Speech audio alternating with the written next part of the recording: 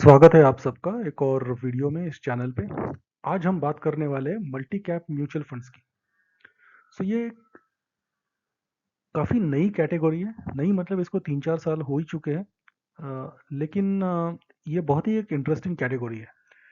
जैसे कि आप जानते हो, मेरा नाम परेश है। मैं एक NISM certified and AMFI registered mutual fund advisor and distributor हूँ। ये मेरा एआरएन नंबर है 334516। और इस यूट्यूब चैनल का उद्देश्य ये है कि जो लोग म्यूचुअल फंड में नए निवेशक हैं, जिनको म्यूचुअल फंड के बारे में ज़्यादा पता नहीं है, उनको म्यूचुअल फंड इंडस्ट्री के बारे में जो उनकी बेसिक कॉन्सेप्ट्स हैं, जो बेसिक संज्ञाएं हैं या फ्रेमवर्क्स हैं, उनके बारे में एक सीधे और सरल शब्दों में जानकारी देना।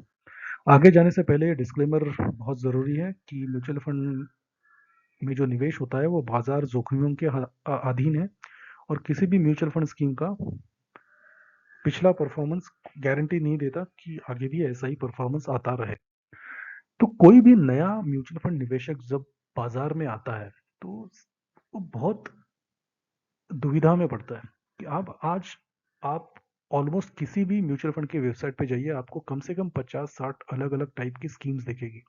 Mid cap, flexi cap, hybrid debt, large cap, multi cap, equity savings, hybrid equity, small cap, ये सब क्या है? राइट। हम पिछले मेरे ख्याल से कुछ एक 10 सालों से सुनते आ रहे हैं कि म्यूचुअल फंड सही है, म्यूचुअल फंड सही है। ठीक है, बिल्कुल सही बात है, म्यूचुअल फंड सही है। लेकिन कौन सा फंड आपके लिए सही है? देखिए, हर एक स्कीम की अपनी अपनी खासियत होती है, हर एक स्कीम की अपनी अपनी एक रिस्क होती है। तो हर एक स्कीम जो रहती है वो हर एक टाइप के निवेशक के लिए सही नहीं होती। आपका निवेश का कालावधि क्या है, आपकी निवेश की रकम क्या है, आप कितनी जोखिम लेना चाहते हैं, उसके हिसाब से आपके लिए कुछ अच्छी स्कीमें हो सकती है। और यही काम है एक म्यूचुअल फंड एडवाइजर का। अ, मैं खुद एक रजिस्टर्ड म्यूचुअल फंड एडवाइजर हूँ। इस वीडियो के अंत में मैं अपनी कॉन्टैक्ट डिटेल्स दूंगा। अगर आपको म्यूचुअल फंड में निवेश करना है तो आप मुझे उस नंबर पे संपर्क कर सकते हैं, और मैं आपकी ज़रूर सहायता करूंगा आपके रिस्क प्रोफाइल के हिसाब से आपके लिए अच्छी म्यूचुअल फंड योजनाओं की सलाह देने का। तो सबसे पहले हम देखते हैं कि ये कैप क्या होता है। हमने बहुत बार सुना है large cap, mid cap, small cap. तो ये कैप मतलब क्या होता है? देखिए, कैप का मतलब है मार्केट कैपिटलाइजेशन, और इसका बहुत ही सिंपल एक फॉर्मूला है। Market capitalisation is equal to number of shares outstanding into market price per share.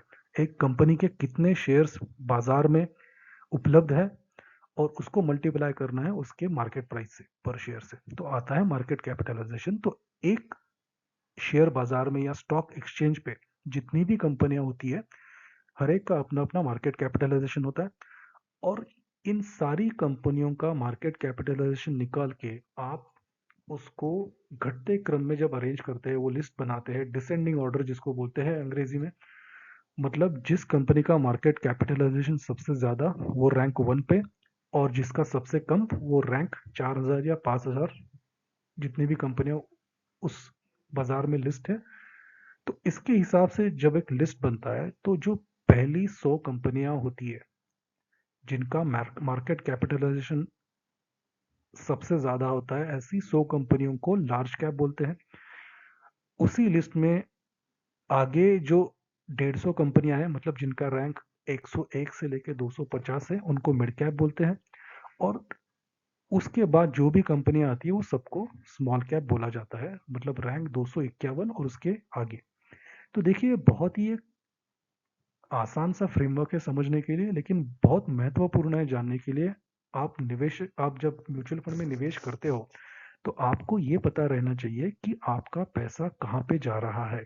जब आप, अगर उदाहरण के तौर पे अगर हम ले लें कि आप किसी मिड कैप फंड में निवेश कर रहे हो, तो आप जितना भी पैसा निवेश करते हो उसका ज्यादा से ज्यादा हिस्सा ये मिड कैप कंपनीज में जाएगा। मतलब क्या? ऐसी कंपनियां, वो जो 150 कंपनियां जिनका मार्केट कैपिटलाइजेशन का रैंक 101 से लेके 250 तक है। बहुत ही बहुत ही आसान समझने के लिए, लेकिन बहुत बहुत महत्वपूर्ण है आपको जानने के लिए।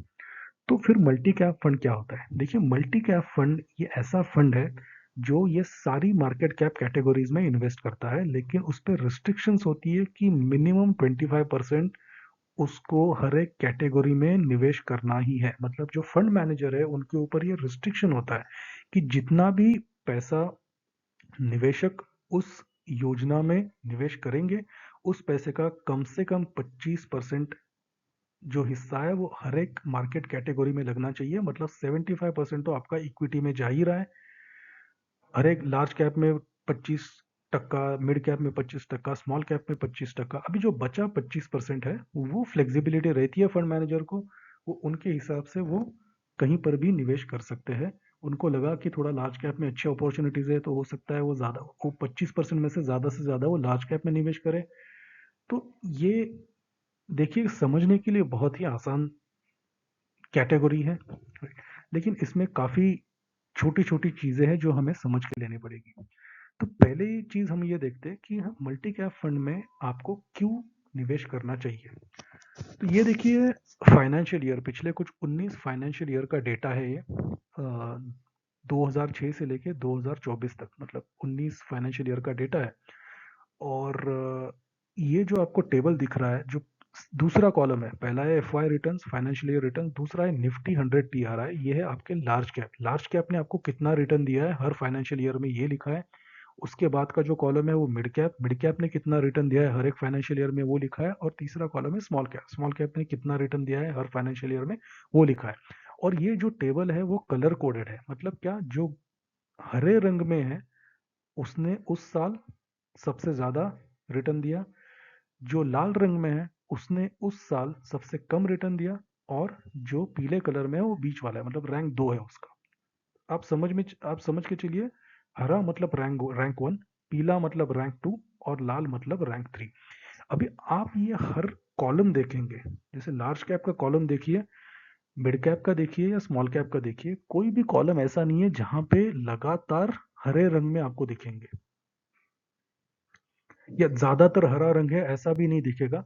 हाँ, स्मॉल कैप में ज्यादातर हरा रंग है, मतलब क्या, ये 19 सालों में से, ये उसके राइट हैंड साइड में जो मैंने समरी लिखी है, इससे क्या अपने को पता चलता है कि लार्ज कैप ने 19 पिछले 19 सालों में 6 साल जो है उसने सबसे ज्यादा रिटर्न दिया है इन 3 कैटेगरीज में। मिड कैप ने 4 बार दिया है, 4 सालों में दिया है, और स्मॉल कैप ने 9 सालों में दिया है, पिछले 19 सालों में सबसे ज्यादा रिटर्न। तो इसका मतलब यह है कि आपको सिर्फ स्मॉल कैप में ही निवेश करना चाहिए क्योंकि उसने 19 में से 9 सालों में सबसे ज्यादा रिटर्न दिया है। तो इसका जवाब है नहीं। अगर आपकी रिस्क प्रोफाइल, अगर आपकी जोखिम लेने की क्षमता बहुत ज़्यादा है और आपका निवेश का कालावधि बहुत लंबा है, तो ठीक है, आप शायद स्मॉल कैप में निवेश कर सकते हैं, लेकिन फिर भी पूरा का पूरा आपका जो पैसा है वो कभी स्मॉल कैप में निवेश ना करें। इस वीडियो चैनल पे मैंने स्मॉल कैप के ऊपर एक वीडियो बनाया है, अगर आपने वो नहीं देखा होगा तो आप ज़रूर देखिए, फिर आपको पता चलेगा कि क्यों स्मॉल कैप को रिस्की माना जाता है। तो ये कैटेगरी का मकसद ये है कि तीनों कैटेगरीज में 25-25% कम से कम आपका पैसा निवेश हो रहा है। इसका मतलब आपको तीनों मार्केट कैप सेगमेंट का जो परफॉर्मेंस रहेगा उसमें शामिल होने का मौका मिल रहा है। तो आप हर साल पे कभी डिपेंडेंट नहीं हो। देखिए, किसी भी साल में इसमें से कोई 3 में से एक कैटेगरी ही नंबर 1 पे रहेगी, लेकिन चूंकि आपका पैसा तीनों कैटेगरीज में, मार्केट कैप कैटेगरीज में निवेश हो चुका है, तो आपको कोई चिंता की विषय नहीं है। कोई ज्यादा देगा तो उसमें भी आप शामिल हो रहे हो। किसी किसी साल अगर लार्ज कैप ने अच्छा रिटर्न दिया सबसे वन, तो उसमें भी आप शामिल हो रहे हो। कि दूसरे साल में अगर मिड कैप ने सबसे ज्यादा रिटर्न दिया तो उसमें भी आप शामिल हो रहे हो, क्योंकि आपका 25% पैसा जो है वो हर एक मार्केट कैप कैटेगरी में निवेश होना ही होना है। तो ये इसका सारांश है इस कैटेगरी का, कि different market cap segments out perform each other at different times. ये सबको इकट्ठा करके जब आप पैसा निवेश करते हो तो आपको एक ब्लेंडेड रिटर्न मिलता है। आपको तीनों कैटेगरीज का जो बेनिफिट्स है, हर एक साल में जो चेंज होता है, बदलता रहता है, तीनों में आप शामिल हो जाते हो। तो अभी सवाल ये उठता है कि फिर मल्टी कैप और फ्लेक्सी कैप फंड्स में फ़र्क क्या है। अगर आपको फ्लेक्सी कैप कैटेगरी के बारे में पता है या फिर आपने वीडियो देखा है इस चैनल का, तो आपको आपके दिमाग में, आपके मन में ये प्रश्न आना बहुत ही नेचुरल सी बात है, बहुत ही नैसर्गिक चीज़ है कि फ्लेक्सी कैप भी तीनों कहीं पर भी निवेश कर सकता है। फ्लेक्सी कैप का जो मैनेजर रहता है, फंड मैनेजर, वो भी कहीं पे निवेश कर सकता है। और जैसे कि हमने उस वीडियो में देखा था, एक फ्लेक्सी कैप का पोर्टफोलियो दिखा था, तो वहाँ पे कुछ हिस्सा तो स्मॉल कैप और मिड कैप में तो निवेश हुआ ही था। तो फिर इन दोनों कैटेगरीज में फ़र्क क्या है? तो देखिए, फ्लेक्सी कैप में जो फंड मैनेजर रहता है, उसके ऊपर कोई रिस्ट्रिक्शन नहीं रहती है। वो चाहे तो आपका पैसा 100% लार्ज कैप में भी निवेश कर सकता है, 100% मिड कैप में भी निवेश कर सकता है, और 100% स्मॉल कैप में भी निवेश कर सकता है। तो थियोरेटिकली अगर हम देखा जाए, थियोरेटिकली मतलब क्या, ऑन पेपर ये पॉसिबिलिटी है कि एक फ्लेक्सी कैप जो फंड है वो 100% लार्ज कैप भी हो सकता है। मतलब वो लार्ज कैप जैसा बर्ताव कर सकता है, या तो वो प्योर मिड कैप जैसा बर्ताव कर सकता है, या तो वो प्योर स्मॉल कैप जैसा बर्ताव कर सकता है। लेकिन मल्टी कैप फंड कभी भी 100% किसी भी कैटेगरी में इन्वेस्टेड नहीं रहेगा। क्यों? क्योंकि उसकी ये सेबी की रेगुलेशन है, ये कैटेगरी की रेगुलेशन जो सेबी ने बनाई है, फंड मैनेजर को 25% जो उसके एसेट्स रहेंगे, जो पैसा आपने निवेश किया है, उसमें से 25% स्मॉल कैप में रखना ही रखना है, 25% मिड कैप में रखना ही रखना है, 25% लार्ज कैप में रखना ही रखना है। तो ये उसका बेनिफिट है, लेकिन ये उसका ड्रॉबैक भी है, मतलब ये उसका नेगेटिव पॉइंट भी है। नेगेटिव पॉइंट क्या है कि आपने कई बार सुना होगा कि मिड कैप और स्मॉल कैप ये सेगमेंट में काफ़ी तेज़ी आ चुकी है, तो उनके कंपनियों के भाव जो है, शेयर प्राइस है, काफ़ी बढ़ जाती है। तो आपने शायद से न्यूज़ में सुना होगा, या जो अगर आपने स्मॉल कैप वीडियो भी देखा, इस चैनल पे जो स्मॉल कैप का वीडियो है वो देखेंगे, तो आपको पता चल जाएगा कि मिड कैप और स्मॉल कैप कैटेगरीज है वो बहुत वॉलेटल है। वॉलेटल मतलब क्या, उसमें जो प्राइजेस है उसमें उतार चढ़ाव बहुत ज़्यादा आते हैं। ठीक? कभी 50% ऊपर, कभी सीधा 40% नीचे, ऐसे वहां पे चलता रहता है। लार्ज कैप में ये इस तरह की जो वॉलेटिलिटी है वो संभव नहीं है। तो अगर मिड कैप और स्मॉल कैप में अगर ऐसी स्थिति आ चुकी है कि बहुत ज़्यादा वॉलेटिलिटी आ चुकी है, तो फंड मैनेजर अगर चाहे तो भी इन दो कैटेगरीज से एक्सपोजर को हटा नहीं सकता।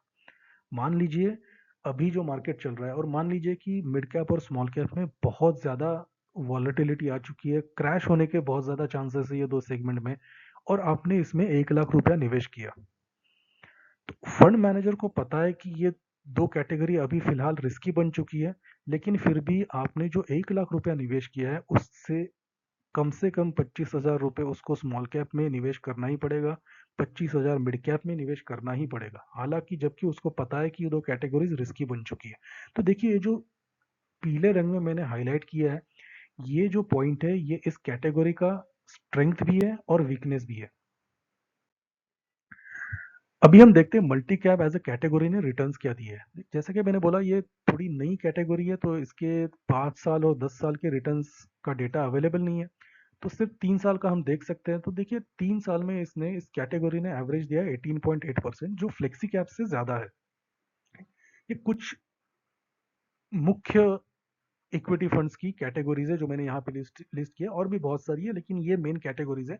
तो इसमें इक्विटी मल्टी कैप का रिटर्न है वो 18.8 है 3 साल का, जो कि लार्ज कैप से भी ज्यादा है, लार्ज एंड मिड कैप से भी ज्यादा है, और फ्लेक्सी कैप से भी ज्यादा है।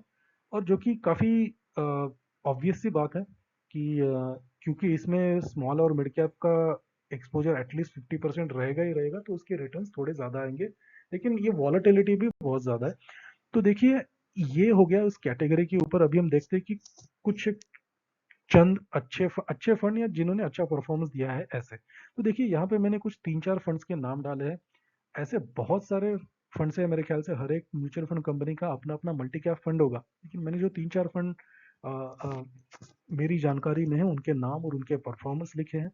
तो अगर आप 3 साल का परफॉर्मेंस देखें, तो ये चार, एच डी एफ सी ने 20.8% का रिटर्न दिया है, निपॉन ने 23.2% का दिया है, एस बी आई ने 16.7, आईसीआईसीआई प्रू ने 20%। तो लगभग आप देखोगे तो अराउंड 20% का रिटर्न आया है across the different types of mutual funds पिछले 3 सालों में। और ये एनुअलाइज रिटर्न है, मतलब ये ऐसा नहीं कि 3 साल बाद आपको 20% मिल रहा है, ये 3 साल के दरमियान हर साल ऑन एन एवरेज बेसिस पे 20% का, 21% का आपको इस कैटेगरी ने रिटर्न दिया है, जो कि काफी अच्छा है।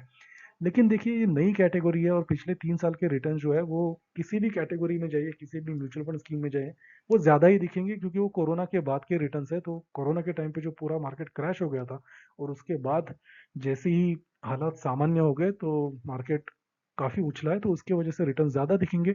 लेकिन ये काफ़ी इंटरेस्टिंग कैटेगरी है आपको समझने के लिए, और अगर आपको ये समझ में आती है और आपको लगता है कि अ, आपकी जो जोखिम लेने की क्षमता है वो उस कैटेगरी के निवेश करने के तरीके से मिलती जुलती है, तो आप इसमें निवेश कर सकते हैं। तो अगर आप म्यूचुअल फंड इन्वेस्टमेंट्स का आपका जो सफर है वो शुरू करना चाहते हैं, तो आप मुझे बिल्कुल संपर्क कर सकते हैं। मेरा नंबर है, व्हाट्सएप नंबर है 9757309269। इस पे आप मुझे संपर्क कीजिए। अगर आप ऑनलाइन करना चाहते हैं तो ये आपको राइट हैंड साइड में एक क्यूआर कोड दिखेगा, उसको आप अपने मोबाइल फोन से स्कैन करके ये फंड्स बाजार ऐप डाउनलोड कर सकते हैं, और वहां पे अपने आप को रजिस्टर करके आप ऑनलाइन म्यूचुअल फंड में निवेश कर सकते हैं। बाजार में जितनी भी म्यूचुअल फंड की स्कीम्स है वो सारी की सारी इस ऐप पे अवेलेबल है। अगर आपको ऐप डाउनलोड नहीं करना है तो इस वीडियो के डिस्क्रिप्शन में मैंने वेबसाइट का लिंक दिया है, उस पर क्लिक करके आप फंड्स बाजार पे वेबसाइट पे जा सकते हैं, और वहां से आप वेबसाइट के जरिए म्यूचुअल फंड में निवेश कर सकते हैं। तो ये था एक बहुत ही छोटा सा और बिल्कुल ही सीधे और सरल शब्दों में एक वीडियो मल्टी कैप कैटेगरी के ऊपर। देखते रहिए इस चैनल को, आगे जाके और भी बहुत सारी कैटेगरीज है और भी बहुत सारे कॉन्सेप्ट्स है म्यूचुअल फंड निवेश के, जिसके बारे में मैं आपको जानकारी देता रहूंगा। धन्यवाद।